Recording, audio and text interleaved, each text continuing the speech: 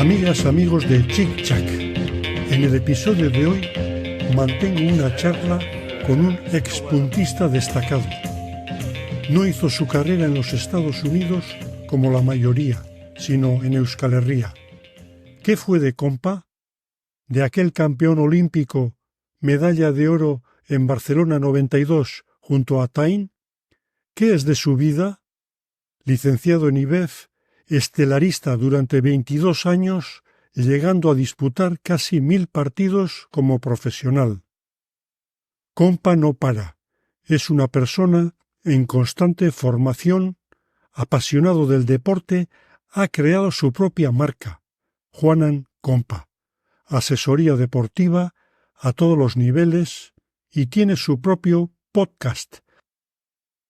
Compa, ¿cómo estás? Pues muy bien, aquí estamos, con ganas de compartir un ratito contigo. Es una gozada charlar contigo, Juanan. Bienvenido a Chic Bien, Chac. pues muchas gracias por la invitación y por darme este ratito para hablar de lo que nos gusta, Sí, tanto a ti oye, como a mí, pues creo yo. efectivamente. La verdad es que estaba haciendo un pequeño research sobre Juanan Compañón y veo que eres un culo inquieto. La verdad es que no paras, estás en continua formación. ¿Es así? Pues sí, la verdad es que es algo que no sé, me ha gustado siempre. De hecho, algunas veces ya lo he contado, ¿no? Cuando yo fui a Dania a jugar los 6 primeros meses, me ofrecieron contrato para 5 años más allí con Atain y con Celaya y tal. Y lo dejé aquello por volver a Euskadi, también tenía la suerte de poder jugar aquí en Euskadi, pero sobre todo me volví para hacer la licenciatura en educación física, porque sentía Mm. que algo dentro de mí necesitaba el hecho de formarme. Y lo cierto es que no he parado en todos estos años. En todos los años siempre tengo una parte de mi tiempo reservada para seguir formándome. Tienes además un podcast, Descifrando el Deporte. Cuéntanos algo sobre eso, compa. Pues sí, pues nada, pues como bien dices, al final de hace un tiempo a esta parte, desde enero del año 2024, bueno, yo he estado trabajando durante los últimos 15 años en la administración pública, tanto en la Diputación Foral de Álava, llevando todo el deporte escolar, deporte federado, luego en la Universidad del País Vasco, año y medio, y llevo los últimos 5 años y medio en el Ayuntamiento de Vitoria como técnico de deportes. Y siempre tenía esa espinita ahí de querer hacer por mi cuenta, o sea, no por mi cuenta, al volver a retomar, pues el ponerme por mi cuenta una especie de freelance de la gestión deportiva, y siempre tenía esa cosita del podcast. No soy un consumidor bestial de podcast, he aprendido muchísimo en ese afán de aprender y tal. Los podcasts son una fuente inagotable de aprendizajes. Y decía, jo, pues a mí ya me apetecería tener algo de esto. Entonces, pues bueno, hace 13 semanas, lo calculo por el número de capítulos que tengo en el podcast, pues decidí echarme al monte en ese sentido y empezar a crear un podcast. Empecé llamándolo En busca de la calma perdida, porque quería darle un poco esa parte de coaching, productividad, pero al final, paralelamente, he estado formándome también en cómo hacer un podcast y tal, y un poco viendo ese tema, al final, pues compa es deporte, ¿no? Entonces, en el capítulo 6, si no recuerdo mal, le di el giro y empezó a llamarse Descifrando el Deporte. Y el objetivo es ese, ¿no? El contar a las personas qué es el deporte en sí, no solamente lo que vemos por la tele, o sea, el partido del domingo, el partido del sábado, sino lo que hay detrás de eso, para que tú veas ese partido del domingo o para que los niños y niñas tengan la piscina a una temperatura determinada o para que puedan ir a nadar o aprendan a nadar o una persona vaya a hacer una clase aeróbica y por detrás de todo eso, ¿no? Entonces, pues bueno, hablo de deporte escolar, deporte federado, gestión deportiva y todo, pues bueno, poco a poco uniéndolo con temas de productividad, hábitos, pues bueno, un poquito eso, pero teniendo como eje central el mundo del deporte y la actividad. Compa, de casta le viene al galgo. Tu padre era pelotari manista, ¿no es así? Así es, mi padre era chiquito de Bernedo, pelotari de mano durante un montón de años, debutó con 17 añitos después de disputar el Campeonato del Mundo en Francia.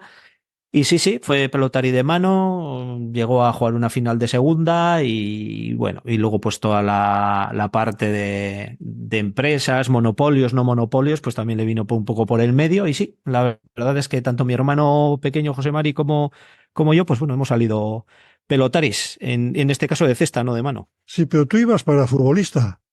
Sí, sí, sí, también, tanto, pues eso, al final, pues no es como la fuerza que tienen ahora los niños y las niñas con el mundo del fútbol, que lo compaginan con otros deportes y puede ser. En mi caso, con 14 años, yo jugaba en el Aurrera de Vitoria, en el Colegio Unamuno, que tenía un equipo de la Aurrera, y nos seleccionaron a tres para ir a Lezama para hacer una prueba de Atleti. Lo que pasa es que en aquel momento empezó un dolor de rodillas bestial, que eran crecederas, simplemente, y un médico me dijo que tenía que dejar el fútbol. Y ya en aquellos momentos, ya con 14 años, yo en la cesta ya empezaba a hacerme notar algo, ¿no? Mm. Entonces, pues bueno, decidí completamente dejar el fútbol y meterme de lleno con la cesta. Y luego ya a partir de ahí una carrera meteórica, porque ya con 16 años estás jugando el sub-22 en Biarritz, el Campeonato del Mundo, luego en La Habana. Eso es, ahí empieza un poquito el tema, ¿no? Ya con 14 años empezamos a jugar lo que es la Liga Vasca, el Ground, Mm. empezaron a caer ya alguna chapela que otra, y ya con 16 años sí, pues dentro nos seleccionan tanto a Sier y a mí como a Tiny y Garro para la selección sub-22 en Biarritz, jugamos el Campeonato del Mundo. Todavía yo con 16 añitos, pues todavía estaba ahí un poco en la recámara, y sí, a partir de ahí ya nos dan la oportunidad de entrar en planado para la preparación de las Olimpiadas de Barcelona 92, y desde luego pues fueron 4 años súper chulos, sobre todo a nivel de equipo, ¿no? Porque están dentro de la selección pues con manistas, palistas y luego el hecho de vivir unas Olimpiadas para mí aquello me Sí. marcó, ¿no? Oye, ¿quién fue el que os fichó? ¿José María Mirapeix? ¿Quién era el seleccionador entonces? Sí, en aquellos momentos era Chicha Mirapey, sí, era el que estaba allí de seleccionador. Lo que pasa es que el seleccionador oficial en el Campeonato del Mundo Sub-22 fue Manolo Valet. Ah, famoso ballet, Manolo. Sí, el famoso ballet, sí, Mm. pero Mirapeix ya estaba ahí, ¿eh? Y luego, de Sí. hecho, él entra como seleccionador de Enado para la selección hasta Barcelona. ¿Qué sentiste cuando Chicha, José María Mirapeix te dice, oye, Juana, que te incluyo en el equipo? Sería un puntazo, ¿no? Sí, pero mira, te quiero decir, no sé si era porque nosotros, claro, tú date cuenta que estamos hablando del año 88. En el año 88, nosotros, tanto nosotros aquí en Gasteiz como todas las escuelas de cesta que había por ahí, nuestro sueño era ir a América. Entonces, el hecho de una Olimpiada, Campeonato del Mundo, era como no sé, voy a que te dicen que estás ahí, pues voy, ¿no? Fue aquella sensación. Luego, con los años y con perspectiva, o luego ya cuando viví la Olimpiada, dije, joder, la suerte que hemos tenido de poder vivir esto. Pero fue como una cosa muy, muy normal. No es que pegaría botes, sino simplemente como estabas ahí en toda la pomada, que éramos los que éramos, pues Atain, eh, en aquel momento también Recalde, Celaya, Garro, Asier, Alberto, pues bueno, Erquiaga en su momento también. O sea, estábamos ahí unos cuantos que éramos también, que nos encontrábamos en todos los campeonatos, porque también lo jugábamos en Francia, ligas vascas, es decir, estábamos todos los mismos, toda la cuadrilla, hasta esa generación que salimos, pues la verdad es que como una normalidad bestial. Pero ahora, claro, ahora viéndolo 32 años Claro. después o 34 años después, dice, joder, la suerte que tuve de poder vivir unos Juegos Olímpicos. ¿Cuántos eras los elegidos? ¿Cuatro para el mundo y para la Olimpiada? ¿Cuatro Sí, pelotarios? cuatro. Cuatro. Éramos cuatro, siempre éramos cuatro. Entonces ahí hubo cambios, hubo durante esos 4 años, pues Atain pasa de ser zaguero, hoy perdón, pasa de ser delantero, pasa a ser zaguero, empezamos a formar pareja, hay cambios en zagueros, bueno, ahí hubo un momento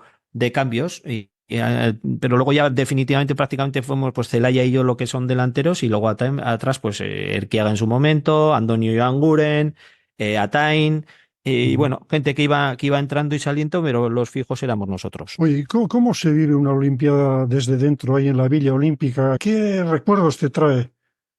Es la sensación de. Claro, nosotros date cuenta que habíamos jugado, yo jugué dos campeonatos dos mundiales sub-22 más un mundial absoluto con selección. Entonces, esa vida de selección, de ser 50 en el equipo, de conocerte, pues todo eso se llevaba ya viviendo, ¿no? Pero el hecho de estar dentro de una vía olímpica, el hecho de estar allí y tener todo a mano, el trato que teníamos, en las instalaciones, el hecho de pues ir por ahí y encontrarte, pues que, oye, que viene Schwarzenegger, ahí va, o que viene no sé quién, o que ves a los del vóley que luego los estás viendo en la tele.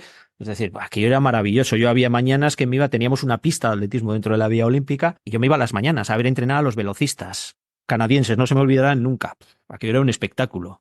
Ver unas máquinas de 1,90 correr bajar de casi de 10 segundos los 100, ¿no? O sea, que era una maravilla, y como tanto otras, un montón de anécdotas en ese sentido. ¿Y te recuerdas alguna anécdota en concreto? Buah, anécdotas tengo, pues, joder, fíjate, una que, bueno, sin más, un día yo solito, una noche me bajé al restaurante, porque teníamos un restaurante que se abría 24 horas, comidas de todo el mundo. De hecho, claro, nosotros, pues eso, los pelotarios, los que comemos chuletón y alubias y tal, entramos a la Villa Olímpica y al tercer día nos pusieron una báscula y teníamos que pasar control de peso como si fuésemos boxeadores.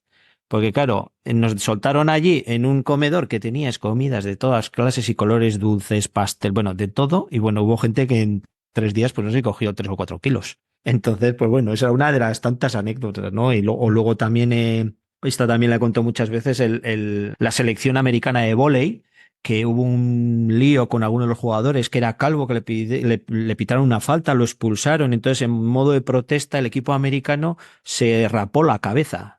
Entonces, una mañana nos asomamos de recién levantados y veo enfrente de nuestras ventanas pues una cuadrilla de gente rapándose la cabeza. Pues dices, pues mira que bien, por cierto que fue una noticia que dio la vuelta al mundo. Es un poco la película Forrest Gump, cuando Mm. sale que él está en todos los saraos de la historia y tal, ¿no? Pues yo allí en la Olimpiada vivimos momentos que luego pasaron a las historias de los Juegos Olímpicos Mm. y verlos in situ, ¿no? En directo. Que viste gente famosa, ¿no? Baloncestistas, a todos los cracks, Sí, ¿no? sí, Sí. sí, sí, sí, sí, eso fue el día de la inauguración en el Estadio Olímpico. Claro, aquel fueron las Olimpiadas que fue las primeras Olimpiadas que Estados Unidos llevaba un equipo profesional. Entonces en aquel equipo estaban Pippen, Stockton, Jordan.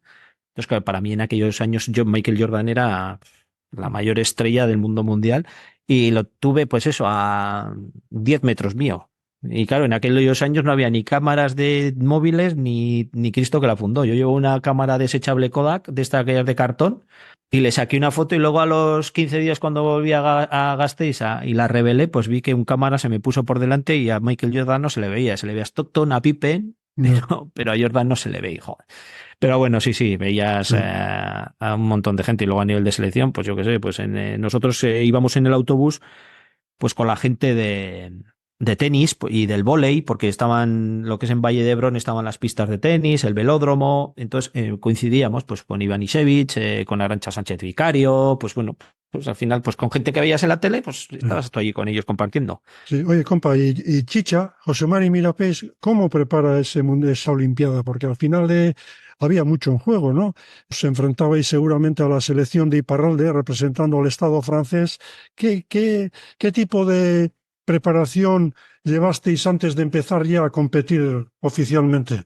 Mira, pues básicamente, mira, tuvimos entre comillas, a ver, entre comillas, la suerte de que en Estados Unidos en aquella época hubo una huelga. Entonces, en aquellos momentos, muchos pelotaris que no estaban, por desgracia, en Estados Unidos, de piquetes, etcétera, etcétera, pues algunos volvieron por aquí. Entonces, nuestra preparación básicamente se basó en competir muchas veces contra profesionales. En este caso, pues con gente, jugábamos en Iparralde en los veranos con profesionales, o sea, mezclados en ese sentido, y eso desde luego nos dio un punch bestial, vamos, porque al final para mejorar tienes que jugar con alguien mejor que tú, eso es así, si no, no mejoras. Entonces, y por otra parte también entró en nuestras vidas todo el tema de preparación física. El hecho de la preparación física en pelota, hasta que nosotros entramos en planado, pues aquello la gente era ir al monte y luego alubia chuleta y partida al mus. No era mucho más. Entonces también empieza a entrar lo que es la parte de la preparación física. Yo recuerdo que pues nos daban tablas de entrenamiento para hacer durante todo el mes, nos hacían controles, teníamos un servicio médico, teníamos entrenadores físicos, preparadores físicos, pero bueno, se empezaba en todo aquello. Entonces, pues claro, Mm. empezabas a unir todo eso más el talento ya innato que podíamos tener en los que estábamos ahí dentro, pues desde luego pues surgió lo que surgió, ¿no? Que pues quedar campeones del mundo después de un montón de años que no se quedaba campeón del mundo, ganar la Olimpiada y luego desde luego debutar ya a los 3 días de jugar la final de la Olimpiada ya en primera, como dice. Compa, Ya. y la parte mental, porque ahí habría mucha presión, ¿no? Al final estás en ese ambiente competitivo, una Olimpiada, las medallas en juego, las federaciones, los federativos. ¿Teníais psicólogos para prepararos? En aquella época todavía no se estilaba. Todavía no se estilaba. Aquí era la época de empezar con el entrenamiento físico y luego entrenar a cesta. Entrenar a cesta, frontón, frontón y frontón. Tema psicológico, nada. ¿Qué pasaba? Que lo vivíamos con tal naturalidad. De hecho, por ahí tengo algunas fotos que igual algún día, porque están hechas en foto, en papel, las fotos anteriores a la final de la Olimpiada. Estábamos ahí de risas en el vestuario. Es que éramos un equipo, éramos como una familia y que nos llevábamos, joder, y era un ambiente muy, muy sano. Entonces, la presión, con 20 años, con 18, con 19, pues tenías la presión la justa. Porque aparte, pues eso, pues se nos daba bien y no había mucho problema. O sea que Mirapeix hacía de psicólogo, hacía de todo, ¿no? Sí, Seguramente. sí, sí, sí, sí, no, se notaba y muchas veces, y sobre todo en los momentos buenos es fácil. Lo malo es cuando vienen los momentos malos. Yo ahí sí que le Y tengo que llegaron, y agradecer. hubo momentos malos. Sí, sí, sí. De hecho, es lo que te iba a decir ahora mismo. Yo siempre le estaré eternamente agradecido a Chicha, a Mirapeix, en mantenerme dentro de la selección, porque yo durante esos 4 años tuve dos lesiones muy, muy, muy gordas de una tendinitis en el brazo derecho justamente 6 meses antes del Campeonato del Mundo y justo 6 meses antes de la Olimpiada de Barcelona. Y él confió en mí y me mantuvo, aún no pudiendo entrenar, aún no estar rindiendo a un nivel que tenía que rendir. Y el hecho de que creyese en mí, pues desde luego salió la cosa muy bien. Pero para mí sí, para mí fueron, porque metíamos mucha tralla. Era una tralla de meter 5 días a la semana de frontón, mínimamente, porque claro, si no estabas jugando Liga Vasca, estabas luego el ground y luego campeonatos privados y luego el verano, más luego los entrenamientos, más luego un fin de semana o 2 fines de semana al mes, según cuando venían las competiciones de concentración en Pamplona o en Barcelona mismamente en algún momento, ¿no? Entonces era mucha tralla. Y lo cierto es que sí, que vinieron momentos muy malos a nivel de lesiones, sobre todo vienen por ahí, ¿no? El tema lesiones. O sea que eras el titular indiscutible en el equipo. No, bueno, titular indiscutible. Yo estoy seguro de cualquiera de los que hubiésemos jugado, hubiéramos sacado adelante el tema, porque estábamos todos con un nivel bestial. Yo, por ejemplo, nosotros estuvimos en aquella época, pues Recalde entró en algún momento a entrenar. Y estábamos Celaya y yo, ¿no? Y desde luego que con Alejandro, pues era una gozada, porque aparte de ser, entre comillas, que no estábamos jugando el puesto, pues éramos amigos, ¿no? Y eso estaba por encima de todo. Y la verdad es que yo creo que el nivel que teníamos, aquella generación, desde luego, y luego se ha demostrado con el paso de los años, ¿no? El nivel que hemos dado luego a nivel profesional. Pues eso, menos gente que se quedó por el camino que luego no llegó a debutar, pero los que seguimos, pues bueno, dimos luego el nivel que dimos. Sí, porque los dos nombres que has comentado, que has mencionado, como Recalde y Celaya, vaya nivel que Fíjate, alcanzaron después como profesionales. Y no te digo fíjate. nada de Joshua Time, porque vaya pedazo de zaguero que fue, y entonces también seguramente ya estaría destacando, ¿no? Sí, sí, sí, no, de hecho, bueno, de hecho, cuando entramos en planado, los delanteros, los que ocupábamos el puesto de delantero éramos Josu y yo, Aten y yo. ¿Qué pasa? Que durante toda esa transición, en el año 88, 89, a nivel de zagueros, pues había gente igual más igualada, ¿no? Que no destacaba uno sobre todo, y es que Josu y yo medio en vacile una vez nos dijeron, pero le digo, oye, en una reunión, oye, pues si nos ponéis a yo soy amigo, echarnos a quien queráis. Profesional, no profesional, lo que queráis. Sí, miren, en plan risas, ¿eh? Luego también a Mirapis alguien ya le iba diciendo, porque yo su verdaderamente de delantero jugaba un montón, era un tío súper habilidoso, pero desde luego que cuando pasa atrás, se coge cesta de zaguero. Es que tenía toda la plasticidad y toda la técnica de un delantero con todo el poderío y el ser pelotari de zaguero, ¿no? O sea, que se juntó un poco y se creó pues esa gran figura de zaguero como ha sido Josu, con la mala suerte que ha tenido él también con el tema de las lesiones, ¿no? Josu siempre ha estado bastante lastrado por el mundo, pero, si no, pero Josu, desde luego, el nivel que ha tenido, bueno, para mí ha sido uno de los mejores de la historia, vamos. Sí, y luego esa competición, la de la Olimpiada, la cuestión era ganarle a Iparralde, o sea, al Estado Francia, ¿no? Esos eran los que de verdad eran los rivales duros. Ese Sí, era sí, el sí, ahí. objetivo, a sabiendas de que, salvo alguna cosa muy extraña, la final sería entre el Estado, España y Francia.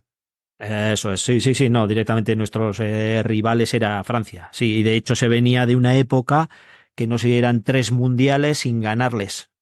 hasta el año 90, es decir, en el año 86 en Vitoria, que yo lo viví en directo, pues entonces yo tenía 14 añitos, lo viví en Gasteiz, pero los mundiales anteriores no recuerdo quiénes fueron los últimos campeones del mundo, pero no sé si fueron o Totorica o alguno de estos, no lo recuerdo ahora bien, ¿eh? Pero sí sé que veníamos de varias ediciones de campeonatos del mundo sin haber ganado. Mm. Y en el año 90, pues directamente el objetivo era aquel, al famoso Inchauspe, que tenía un nivel para jugar en profesionales y el tío pues seguía jugando en aficionados, ¿no? ¿Y la final cómo fue? Bueno, la final fue, pues desde el minuto 1 hasta que terminamos, pues fue de calle, la final de la Pero, Olimpiada. No de calle, ¿vuestros rivales quiénes eran? pues Echalus y Echeverry. ¿Pero Echalus llegó a jugar? Sí, Echalus fue el que jugó la final de la Olimpiada contra Echalus nosotros. y Filipe Echeverri, ¿no? Fifi. Felipe Echeverry, sí, eso sí, Fifi. ¿Y Aquella fue cómo la fue el final. partido? Bueno, la verdad es que estábamos enchufadísimos, el frontón lleno. En aquella época, bueno, fue la única final que se retransmitió por televisión, porque iba el rey. Y de hecho, porque el que es ahora el emérito, pues estuvo ahí viéndonos y por eso dieron la final, porque las demás finales de pelota no se dieron, se dio la nuestra de cesta. Y claro, era día 4 de agosto, 10 de la noche. Pues imagínate, fiestas de Vitoria, día del chupinazo, pues a las 10 de la noche jugando el compa por la tele, la final de la Olimpiada. Pues aquí en Vitoria también había una fiesta del copón. Pero sí, lo que es a nivel de final fue la llevamos muy bien desde el principio, porque yo y yo íbamos como a bloque, a bloque, a bloque. Y era o él o yo, y la final es que terminamos, si creo recordar, porque soy de memoria 40-27. Entonces jugábamos a 40 partidos. Y sí, fue. Y lo que sí me acuerdo es el último tanto, no se me olvidará nunca. Pues me tocaba sacar a mí, saqué, y antes de ir a sacar, Josu me vino y me dijo, Juanan, en cuanto saques, apártate. Ya sabía que iba a tirar unas dos paredes, pero por encima de la cabeza de todos. Y así fue. Así fue. El último ¿Y tanto fue unas dos paredes de Josu bestiales. qué se siente Buah. sabiendo que has ganado una medalla de oro en una Olimpiada, que no es broma? No, pues sentir desde aquellos momentos, pues imagínate 4 años trabajando para ello y desde luego, y mira, y justamente de ese momento hay una foto del último tanto en el cual yo me tiro de rodillas mirando al cielo y con los brazos en alto con la cesta. Y es una foto que la tuvo el mundo deportivo y la conseguí hace pocos años. Y la tengo, es una foto muy, muy Tendrás chula. un Que mural creo en que... casa, ¿no? Con esa foto. No lo tengo hecho. Mira, la tengo en Facebook. Es la foto que tengo puesta en Facebook como muro de Ah, atrás. No la mira, foto mira. pequeñita, sino la foto de atrás de Facebook es esa foto de ese instante.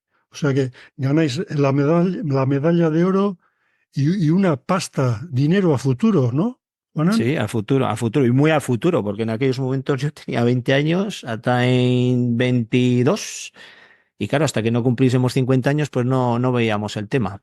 ¿Qué tema era? Como, Entonces, cuéntanos, porque hay mucha gente, sobre todo la gente joven, que no sí, tiene ni idea de sí, en pues qué consistió. en aquellos momentos, pues bueno, lo que es el propio CSD nos dio un premio en metálico, pero sobre todo era la Caixa de Barcelona en aquel momento. En vez de meter mucho dinero en publicidad, lo que hace, dice, bueno, yo todas las medallas de oro, plata y bronce de la Olimpiada de Barcelona, pues voy a dar 200 millones de pesetas al equipo por un oro y luego no sé si eran 200, 160, 120, más o menos. Entonces nosotros éramos 4 en el equipo y pues teníamos 50 millones de pesetas, a 300.000 euros de ahora. Pero Que no era son malos. que no son malos. El tema en aquel momento nos dicen, bueno, pues esto es así. Puedes estar o has estado 30 años en unos momentos pasándolo mejor o peor y tienes ese dinero ahí, ¿no? Y en el momento de cumplir los 50 años, pues la gente, pues unos han llegado antes, otros han llegado después. Entonces la Caixa lo que nos ha dado es dos opciones. Una, o recuperas todo ese dinero a la vez o directamente una pensión vitalicia para el resto de tu vida. ¿Tax free Entonces, pues o bueno. hay que pagar impuestos? No pagas impuestos, pagas un impuestos todos los meses, ya lo cojas todo o no lo cojas todo, tienes que pagar. Pero sí, y al final, pues bueno, es una cosa que lo vivimos en aquel momento y que luego con el paso de los años, porque tampoco le has dado importancia, cuando lo logras y te das cuenta luego, dices, joder, qué bien que estuve. Sí, Juanan, se acaba el sueño olímpico y empieza otro sueño, que es el del ser profesional. Debutaste en el Olave de Vitoria, ¿no? A los pocos meses. Exacto. No, a los pocos días. A Jugamos la los final pocos. el 4, sí, el 4 de agosto del 92, jugamos la final de la Olimpiada, volvemos el día 7 de Barcelona y el día 8 de agosto debutamos en el Olave. Atain, o sea, pareja con Patain contra Cachín joder, Felipe Andonegui.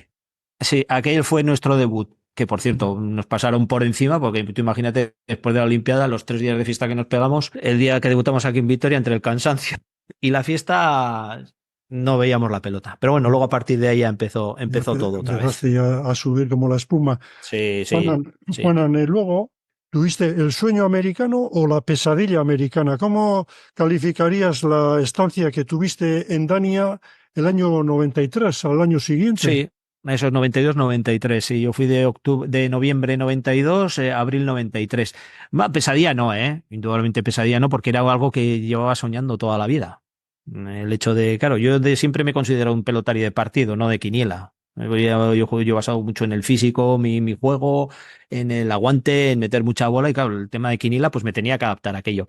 Los 3 primeros meses no fueron porque veía que no terminaba de arrancar, pero luego los 3 últimos meses sí que verdaderamente cumplí 21 años allí mismo en enero, cumplí 21 años en Estados Unidos y yo creo que ese cambio también me hizo empezar a disfrutar del tema. Lo que pasa es que ya, lo que te digo, el hecho de querer hacer una carrera universitaria me veía que allí no era posible y decidí, y para mí siempre lo he considerado como una de las mejores decisiones de mi vida. El dejar aquello para venirme a estudiar aquí, porque luego toda mi vida paralela a la vida deportiva, pues se me la ha marcado mucho.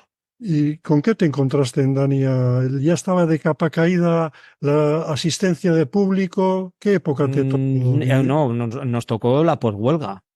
Convivir con toda la gente, con la gente que en aquel momento estuvo de esquirón en la huelga, la convivencia en vestuario con gente que estuvo en la huelga haciendo huelga y gente que no estaba. Claro, tú te cuenta que era el año 92. ¿Cuándo termina la huelga? ¿Fue año Sí, 91? Más o 91, menos. sí, sí. 91, o sea, estaba todo muy, muy candente, muy caliente. Se veía dentro del frontón, se veía más o menos, entre comillas, esos dos bandos, ¿no? Los que habían estado y los que no habían estado. Entonces, todo eso lo vivimos, ¿no? Todo aquella época lo viví, Muy pero bien. bueno, eso no quita para que el día de Nochevieja tuviese lleno el frontón de Dania con 6.000 espectadores, o jugar en Miami un campeonato, o bueno, a ver, todavía había algo ahí, pero era la poshuelga, muy, muy reciente la huelga en aquellos Pues, momentos. y tremendos rivales en los cuadros delanteros, ¿no? Compáis, estaba Sí, Joy, hombre. Joy, ¿qué más? Arregui, Celaya,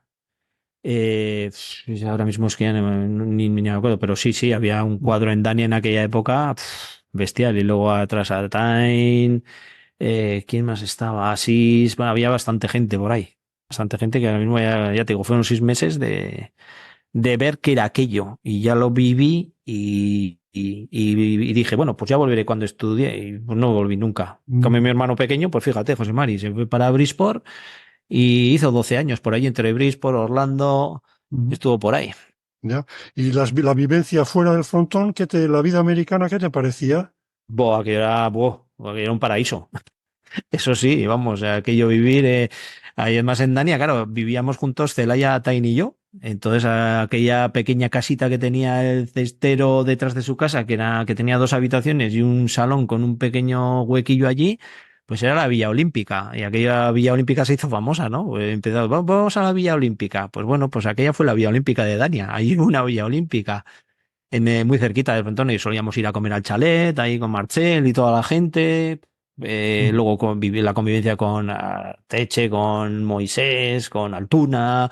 Isaac Va. Goitia, ¿no? Todos estos estaban allí. Sí, sí, sí, Eh, todos estaban allí. No, lo cierto es que la vida, luego gente que viene bajaba de Palm Beach en algún momento, bueno, era muy bonito. Lo que era la vida afuera era súper mm, chula y luego buen tiempo, ir a pasear a la playa, luego que si ibas a Miami al downtown los domingos, tal, bueno, bien, en ese sentido muy bien. Y luego pues eso, 9 funciones a la semana. es duro, ¿no? Todos los días, dale que te pego ahí con un arranque de miedo.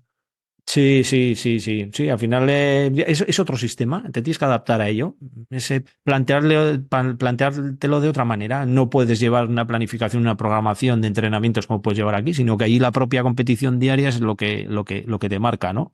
Mm. Entonces, diferente, es otro tipo de juego, con una base de deporte de cesta. A estas alturas de la entrevista, preguntarte si has sido un pelotari vocacional o uno de estos de por oficio, por encontrarse un trabajo, que me parece que sobra la pregunta. Ha sido un pelotari que ha vivido la cesta punta del Jayalay con total intensidad.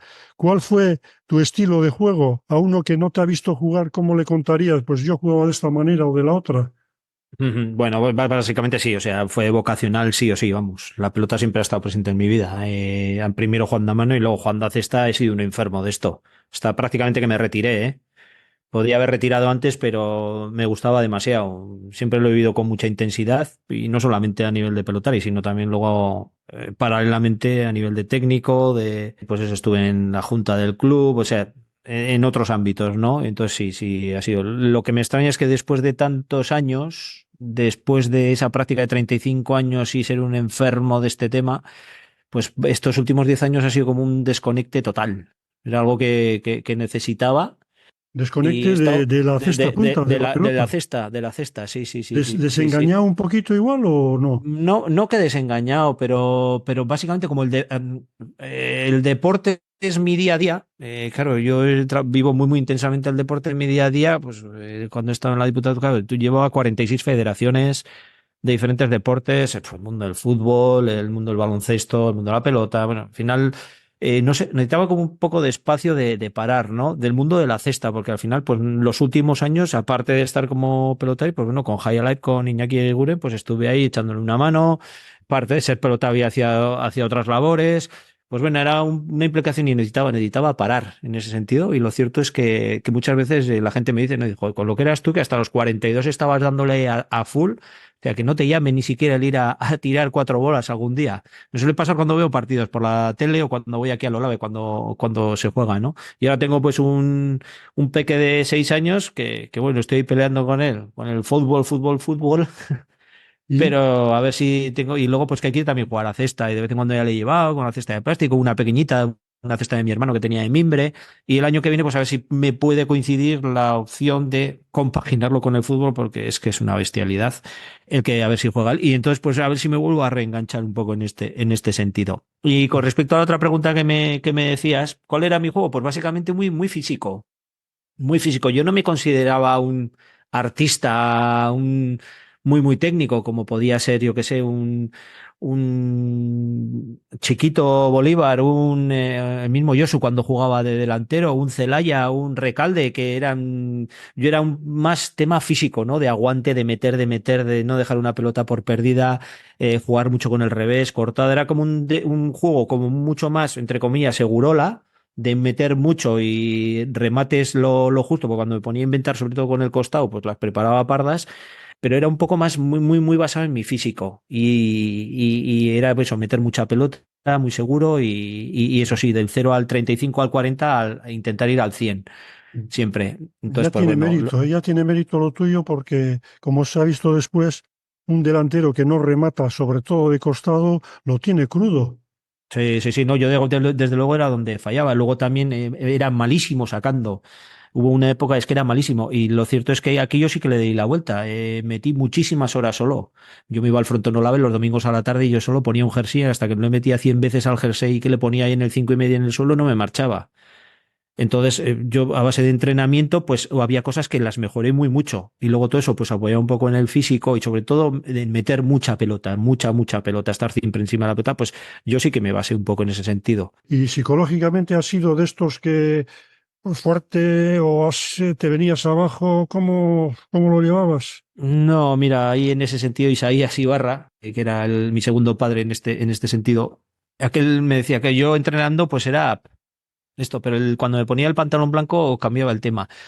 Era muy, muy competitivo y en ese sentido, a nivel mental, yo creo que ya fue más la última época sobre todo los últimos años con Usko Vázquez, pues ya, pero por problemas sobre todo extradeportivos, ¿no? Pues mi relación en ciertos momentos con Toto, las cosas que se veían, pues bueno, en ese sentido yo creo que me afectaba más al juego que a verdaderamente lo que tenía que hacer, ¿no? Y luego aparte, pues yo ya tenía también una vida bastante, pues, estresante a nivel de trabajo, de un poco de todo, entonces al final lo que te pasa fuera de la cancha se refleja en la cancha, ¿no? Entonces, pues bueno, en ese sentido, a nivel psicológico, luego sí, los últimos años sí que tuve, de hecho fui uno de los primeros en incorporar en mi, entre comillas, staff, un psicólogo deportivo.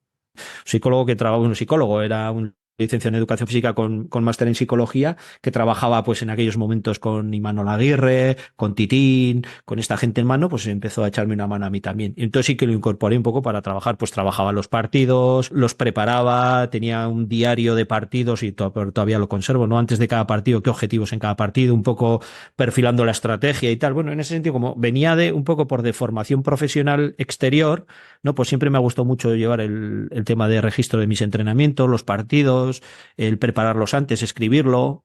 Entonces, sí, fueron pequeñas cositas que sí me ayudaron a trabajar sobre todo el aspecto psicológico.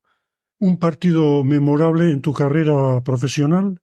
Partido memorable, pues me acuerdo mucho de la final del Campeonato del Mundo del 95 con Félix, contra Cachini y Atain, en San Juan de Luz. Esa es una final que porque fui en aquel torneo fui de menos a más. El primer partido fue un completo desastre, nos pasaron por encima, perdimos 35-20, no sé cuánto perdimos, no se nos daba como al final esto y tal, y fuimos de menos a más en aquel partido, y aquel partido verdaderamente sí que lo recuerdo porque fue como un poco la explosión de decir, joder, y me quedé muy, muy a gusto con aquel partido. Y luego posiblemente un partido, lo que pasa es que no recuerdo contra quién jugué, fíjate, y es el más memorable, pero sobre todo a nivel de sensaciones, que era Remen, y yo no sé si jugaba yo con Arcarazo, en Biarritz te estoy hablando, con Arcarazo contra Remen, Aramburu, o sea, un partido que sobre el papel, o sea, perdimos aquel partido, pero me dieron el trofeo al mejor pelotario del torneo. Pues fue un partido bestial, bestial, la manera de jugar, llegar a todo, rematar, buah. Me estoy acordando de las sensaciones, y no del partido. Ya tengo que no me puedo recordar de esto, pero sí sé que por aquel partido me dieron de la cesta de oro de. No, perdón, sí, la cesta de oro. Cesta de oro, no guante de oro, era en Biarritz. Y esos momentos de tierra, trágame. Buah, esos momentos ha habido muchísimos. Ha habido muchísimos, sobre todo en Guernica. En Guernica los lunes aquello era partidos desastrosos, partidos de dar pena y de tener a todos los puntos y a todos los corredores diciendo, pero tú de qué vas. Desde luego que sí, pero no te puedo decir uno, ¿eh? No tengo un recuerdo de decir, joder, en aquel partido me quería haber metido en un agujero como un avestruz y no haber salido. No, no, no recuerdo. Me he quedado, tengo esos recuerdos bonitos de Y sensaciones de esos partidos y de campeonatos. un rival que te ha traído por la calle de la amargura. Joder, Bereicúa, el pana. Qué cabrito. Sí, sí. Bueno, de hecho, gracias a él, mejoré mi Eras saque. mal sacador y aquel con el costadillo Claro, adentro hacía claro, estragos, ¿eh? claro. A mí el pana, buah, era una pasada. Y nos conocíamos muy mucho y al pana lo tenía muy, muy analizado, porque a mí además, cuando aquella época que jugábamos me tocó, estaba haciendo entonces el máster de alto rendimiento en el Comité Olímpico. Y hice mi tesina final, mi trabajo final fue un análisis secuencial de lo que es el saque, resto y tercer pelotazo y el efecto que tenía en el tanto en mano como en cesta. Entonces analicé como 1200 saques, tanto en mano como en cesta, y cada uno de ellos era Bericúa. Entonces yo tenía también hecho unos ludogramas de cada uno de los delanteros, entonces sabía cuál era su tipo de saque y cuál era el que más daño les hacía. Entonces el pana y yo era algo bestial y yo nos conocíamos mucho. Yo con el Julen desde luego teníamos ese pique, pero buah, era una gozada. A mí una de las personas que más me hizo mejorar en mi carrera fue el pana, sobre todo el saque. Sí, es de esas primeras, como el otro día decía, no sé, Djokovic o quien decía, ¿no? Que gracias a Nadal y a Federer Sí, por haber sí, existido, ¿no? Porque si no, él no hubiera exactamente eso. llegado. Pues a mí exactamente lo mismo. Recuerdo mucho una final de un mano a mano, no una final, no una semifinal contra Chiquito. Que eran los últimos años de Chiquito Bolívar y mis primeros años, ¿no? En Marquina. Yo recuerdo a Chiquito quieto en el 8,5 y yo corriendo como un descosido por toda la cancha. Tenía que hacer 12 tantos o 13 y me quedé en 12. O sea, era él era, o sea, la esencia pura de la técnica y del saber estar, y el otro era el pollo sin cabeza corriendo detrás de la pelota, ¿no? De todos los que has Era tenido como rival, ¿con quién te quedarías? Para decir un nombre. de rival. De rival, sí, De- pues has mencionado Chiquito, Cachín también. Dices, sí. bueno, un delantero que te ha impresionó más en tu dilatada carrera. Bueno, a mí el que más es que yo antes de debutar y de ser pelotar y tal, para mí mi sueño era ser como Cachín. Para mí Cachín siempre fue una referencia. Entonces luego el haber jugado con Cachín muchas veces, pues también fue un poco, para mí Cachín siempre ha sido ahí una referencia. Chiquito no, porque no jugué tanto contra él, pero sí, sí, Cachín. Cachín para mí, desde luego, Un sí, yo frontón, me quedo con él. una cancha que te gustaba de verdad. Bueno, la cancha de verdad al final era la que controlaba, ¿no? Que era Gasteiz. Claro, en Gasteiz la gente venía aquí y con la escapada se volvían un poco locos, ¿no? El otro día comentándolo con Atain, que vino por aquí, pues se decían, "Joder, aquí que venías y de repente, cuando empezamos a jugar, hostia, dos paredes de lado. Y salían. Y decía, pero si esto no lo había, claro, venías de tirar, tu máquina tirabas dos paredes de lado y te salía a mitad de la cancha. Entonces, el que más sí gastéis. Y luego me gustaba mucho Motrico.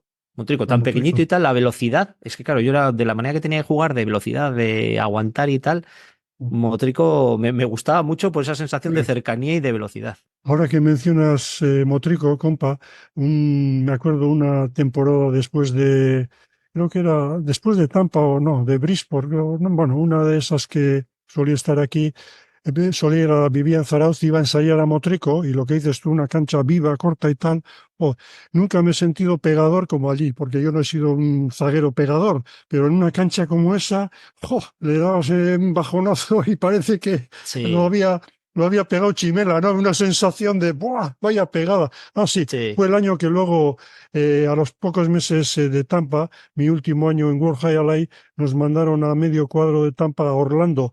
Y después de ensayar en Motrico, llego a Orlando y la primera pelota que tiro con el revés casi se me cae en el Sí, frontis. sí, sí, Acostumbrado a sí. hacer un swing corto, ¿no? En Motrico. Claro, claro, claro, claro. Sí, sí, no era una pasada. Y luego para el espectador también estás que es como si estuvieses dentro de la cancha viendo el Sí, partido, ¿no? Es eso una es. experiencia, como dicen ahora, interactiva, bestial, el Sí, frontón de Motrico. Y luego, aparte, antes, la manera que teníamos de jugar, o por lo menos yo, ¿no? Ahora ves y un programa que ya has hecho tú, ¿no? El tema de si se para mucho o no se para tanto, claro. Tú ahora mismo entras en YouTube y ves la final nuestra de la que te he dicho antes de Félix y yo contra Cachini y Atain, la final del Campeonato del Mundo de San Juan de Luz, y es que alucinas en colores. Es que parábamos lo que parábamos. ya, ya, ya. Entonces ir a un ritmo de juego de pim, pam, pim, pam, pim. Y Sí, claro, sí. vamos a 35-40 y eran, claro, yo te estoy hablando de partidos en Guernica, pues yo qué sé, un Jauregui Aramburu compa retolaza con unas pelotas medianas. Hora 25 de partido, ¿eh? Hora de partido 25. Yo a veces jugaba, muchos partidos jugaba con pulsómetro. Yo llegaba a hacer medias de 158 pulsaciones por minuto. Medias, ¿eh?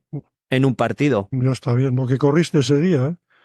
Claro, o sea, fíjate un poco el esfuerzo o sea, yo el recuerdo que tengo y una de las sensaciones que tengo era de acabar deslomado, de acabar deslomado los partidos y luego al día siguiente otra vez.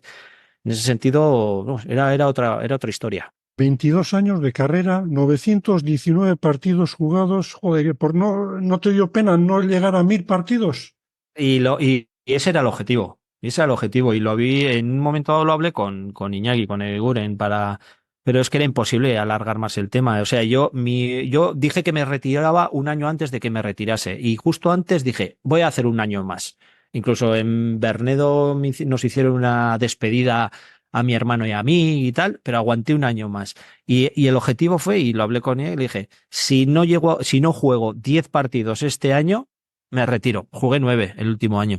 Claro, tú date cuenta estar pendiente, porque claro, yo era una persona que entrenaba, hacía 2 días gimnasio, 2 días correr, 3 días frontón, mantener todo eso durante un año entero para jugar 8 días y luego encima normalmente te ponían los partidos cuando peor venían. O te ibas de vacaciones o no podía no sé quién, a última hora era ya, o sea, para haber jugado 80 partidos más tenía que haber jugado 8 más, me tendría que haber retirado con 50, o sea, antes de ayer, que Claro, no, claro. no era cuestión. Y llega ese día que, bueno, se acabó. Ya la carrera deportiva se termina por diferentes razones. ¿Cómo llevaste tú esa transición, ese estar bajo el foco, la tensión del prepartido, partido, pospartido? De repente ya dices, bueno, se acabó, ya no soy pelotari profesional, te incorporas a la vida laboral como el 99% de la población. ¿Cómo lo llevaste? Bueno, yo lo cierto es que mis últimos años de pelotari ya estaban compaginados con mi vida profesional laboral, ¿eh? O sea, fue simplemente el tener en la agenda un hueco más. No fui más. Es decir, porque a mí lo que es a nivel de trabajo, de obligaciones y de todo, era igual que cuando jugaba. El cambio fundamental era hasta que te das cuenta, sobre todo los primeros años, los veranos. Porque yo, claro, yo para poder planificar vacaciones y tal, siempre tenías pensando, joder, es que tengo partidos en el verano y no sé si me podré ir o no me podré ir. Y me ha costado años el decir que es que no tengo nada, o sea, que no tengo que jugar en verano. Antes era eso, no era el verano jugar, porque era pues eso. Yo llegaba a jugar en un agosto 22 partidos. Entonces ¿El, era tralla. el oro olímpico te ha servido como tarjeta de presentación? No lo he utilizado mucho. No lo he utilizado mucho. Luego, cuando estás con gente, entras y tal, y te dices, pues es que no sé si estuve en la Olimpiada y tal, como que no le he dado mucha importancia a este tema. Está claro que sí me ha servido. A ver, yo en Vitoria, en Álava y en ciertos círculos sí que tengo mi espacio, ¿no? Porque he estado, como que, claro, yo aquí en Vitoria, pues date cuenta, estaba pues con Martín Fiz, con Juanito Yarzábal, con gente del Alavés, con gente del Baskonia, si hay diferentes araos, pues siempre te llaman. O sea, en ese sentido sí que me he mantenido vivo, ¿no? Pero lo que es, como me presento ahora mismo, sobre todo la marca que estoy creando de Juana en Compa, o que bueno, que llevo creando ya muchos años, es más sobre todo por el tema del mundo de la gestión deportiva, de mi vida laboral, como gestor deportivo, conocedor especialista de lo que es de actividad física y deporte en cualquier ámbito. Eso sí que me da. Pero el tema de la pelota, pues bueno, alguno todavía ya se acuerda de aquello y tal, ¿no? Pero Mm. no, aparte que no me ha gustado, no sé, era un poco esa parte humilde, ¿no? De que mi padre me inculcó desde muy pequeñito. No he ido por delante, dice, oye, que es que soy medallero. No. Si surge la conversación y te lo preguntan, bien, pero si no, tengo yo creo que otros argumentos y otros discursos. Muy bien. Se cierra Dania y de repente surge toda esta ola del Winter Series, etcétera, etcétera. ¿Sigues la actualidad? Pues lo justo cuando hay partidos, los lunes, cuando han venido aquí a Gasteiz estuve 2 días, muy por encima. Y si te digo la verdad, en algunos momentos he estado viendo algún partido y me cuesta. ¿Por Y me qué? duele, y me duele además que me cueste. ¿Por qué? Pues no sé, no me termina de convencer, no de convencer del juego que se practica ahora mismo, no me termina no sé, es una Pero, sensación un poco extraña, es decir, no disfruto del todo viendo un partido de cesta. Y es pero duro decirlo, ¿eh? ¿por la calidad o por el estilo de Por el juego? estilo de juego. Por el estilo de juego, no sé. Me parece en ciertos momentos demasiado sucio, demasiado. No sé. No sé. Igual me estoy metiendo en un jardín, ¿eh? Pero no me termina de convencer. Lo que sí me convence es lo que están haciendo a nivel extradeportivo, de la manera de organizarlo, ¿eh? El ver un Guernica lleno, el ver frontones llenos, el que entres en redes sociales y los pelotaris se les empiece a considerar que venga Red Bull y Orbea y Astore y le patrocine a Goico, o que eso me encanta. O sea, eso sí que verdaderamente chapó y lo veo. Pero lo que es el juego en sí, la pureza del juego, no me termina no sé si es que me estoy haciendo viejo y también empiezo como las batallitas del abuelo, ¿no? Cuando, no sé, ibas a Marquina, ¿no? En la parte de atrás la cátedra, los catedráticos ahí en la Universidad de la Pelota, que, Mm, joder, ¿te acuerdas cómo jugaba Churruca y sí. cómo jugaba no sé quién? Y este juego no es el de ahora, pues igual estamos en eso. Al final los juegos y los deportes cambian y evolucionan, ¿no? Y la cesta ha evolucionado. Yo creo que también todos estos años de bajón, de crisis, haber estado prácticamente medio muertos, que en Estados Unidos todo esté medio cerrado, también ha hecho que el propio nivel de los propios pelotaris. Joder, pues si es que no han tenido contra quién jugar en muchas ocasiones. Y han sido los cuatro que han estado ahí y han estado un poco estirando el chicle. No sé si me Mm. entiendes un poco por Sí, dónde sí, voy, sí, te ¿no? entiendo perfectamente. Sí, lo hemos No ha comentado habido, incluso en alguna tertulia. eso es, no es no era ese momento cuando estábamos que jugábamos, teníamos contratos de 80 partidos al año, jugar los lunes en Guernica, martes y jueves y sábados en Bilbo, no sé, como que los pelotaris que están haciendo lo que han podido hacer. En ese sentido, no estoy diciendo nada con respecto a su juego ni nada, sino que ellos no han tenido posiblemente el medio o el entorno necesario para desarrollarse más. Y lo que ¿Te pasa es que gustaría, sí, Goico y todos estos sí que vienen porque son anteriores, son ese nexo entre nuestra generación y luego la posterior que fueron ellos. ¿te gustaría que te llamaran y te dijeran, oye, compa, ¿nos puedes echar una mano para cambiar las cosas cara a Buah, futuro? Encantado, si es que me estoy metiendo yo en berenjenales yo a mí mismo. El podcast de Descifrando el Deporte va por ahí. Es decir, yo te hablo de deporte escolar, te hablo de deporte federado, de deporte profesional. Y aporto, o sea, es que lo que quiero es que mi objetivo vital es que la gente haga actividad física y deporte. Y que la actividad física o el deporte en este caso que se haga, que sea de calidad. Y cuanto más, mejor. Y cuanto de más calidad, mejor. Por eso, hombre, indudablemente, si alguien me quiere escuchar o me quiere pedir consejo, de hecho a eso me dedico, ¿no? De eso me dedico, es decir, mi consultoría va en eso, ¿no? Y mi mentoría, ¿no? Es decir, oye, ¿tú esto cómo lo harías? ¿O qué cambiarías? Pues directamente, si alguien quiere preguntarme, yo encantado de aportar todo mi conocimiento, no de cesta, porque de cesta tengo el conocimiento como pelotari y también como gestor, pero luego el bagaje que tengo de la parte profesional laboral y de formación sobre todo, porque claro, yo me he especializado todos estos últimos años en alto rendimiento deportivo, en gestión de entidades deportivas, en coaching, en liderazgo, y ahora me estoy especializando en todo el tema tecnológico, a nivel de innovación y de digitalización. Entonces, pues ahí estoy. Si alguien quiere compartirlo, pues, y si no, lo haré yo en plan divulgación, pues a través de Descifrando el Deporte, o algún día me da el Siro que me ponga a grabar un vídeo, o que me llamen como tú, para Ujú. compartir un rato aquí súper a gusto para hablar de Sí. todo esto. Compa, recomiéndame un libro. Libro. Yo un libro que me marcó mucho, Los 7 hábitos de la gente altamente efectiva. De Stephen Covey. Ese mismo. Ese es un Es- libro que directamente te cambia la manera de ver las cosas. Y luego también hay mucho libro por ahí, ¿eh? Hay muchísimo libro muy bueno, pero sobre todo eso es uno que te da un poco el saber dónde estar y hacia dónde tienes que ir, ¿Eras de en los ese que sentido. iba con los cascos antes del partido escuchando una canción para motivarte o no? No, no, no, no. Lo cierto que sí, que cuando iba en el coche sí que llevaba siempre música y tal. ¿Qué Pero no, música te no gusta? era. Buah, pues a mí música rock sobre todo, pues yo que sé, Evanescence, ahora mismo Nickelback, pues bueno, de ese pelo, ¿no? De música, sobre todo rock. Suelo ir a la esquina Rock Festival también, me gusta bastante. ¿El jazz? ¿Qué tanto? Jazz me lo pongo para trabajar. El jazz me lo pongo para trabajar, sobre todo jazz sin que nadie cante, solo música. Me lo suelo utilizar para concentrarme, para focalizar un poco la atención y ¿Has centrarme. escuchado el disco de Miles Davis, Kind of Blue? No, Oh, pues te lo recomiendo, ¿eh? apuntado queda. Miles Davis, Kind of Blue. El disco de jazz más vendido de la historia. Es una maravilla, una auténtica maravilla a cualquier hora. Mm. Pues apuntado queda. Bueno, una película. Joder, película. Joder, era una que me hacía mucha gracia y que me gustaba mucho. ¿Cómo era? Ay, se me dio el santo al cielo. Ahora el título. Ay, no.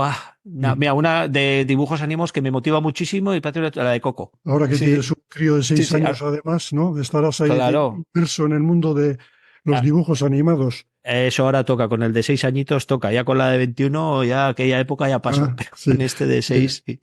compa, ¿cantabas bajo la ducha después del partido?